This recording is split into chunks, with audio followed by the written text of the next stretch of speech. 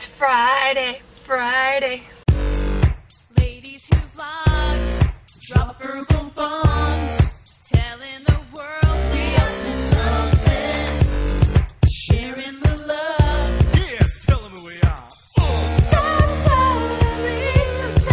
awesome.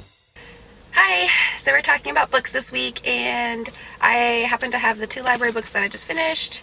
I go to the library first before anything to get my books, but the one that I finished a couple of nights ago, it's called The Curious Incident of the Dog in the Nighttime, and it's been on my list for years, and I bought this book actually for my good friend who I'm going to actually see today, and she lives in New York, so that's kind of cool. I gave it to her for her birthday before even reading it, and that's kind of weird because usually you give books that you've read yourself. Anyway, so it's the first time I've done that, and I was telling her that this is a book I've been meaning to read, maybe you can do it first. And I love it. It was really cute and sweet. It's about an autistic kid. The whole book is in his perspective, and he's 15 and he wants to solve a murder of a dog. So yeah, that is a great book. The reason why I finally pulled the trigger on reading it was another book, actually. Nick Hornby, I think I've talked about it in my personal channel when we did books just recently for Vita, that Nick Hornby, who wrote High Fidelity and About a Boy and Education, he wrote a column in England about reading, and they've compiled them into 3 books, and in one of the columns he talks about how he doesn't read books about autism because he has a kid that's with autism, and he doesn't want to read so close to home. Most of the times he just tries to escape, which is like a lot of people.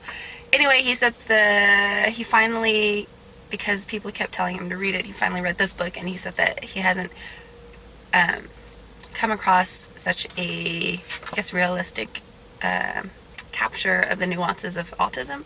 So it got me finally curious enough to check it out, and I loved it, and it was very cute and endearing, and it also makes me feel more empathy for people with autism. I bet you it's just so frustrating to have it and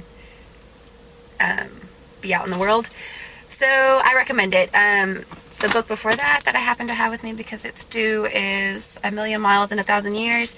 Apparently he's really famous for his previous book called Blue Like Jazz. I haven't read it because I kind of shy away from religious books, and it's like classified as a Christian book, and I tend to have a wall that automatically shoots up when it comes to religious literature, which sometimes I read, but it's really hard, and I have to consciously not have my walls up.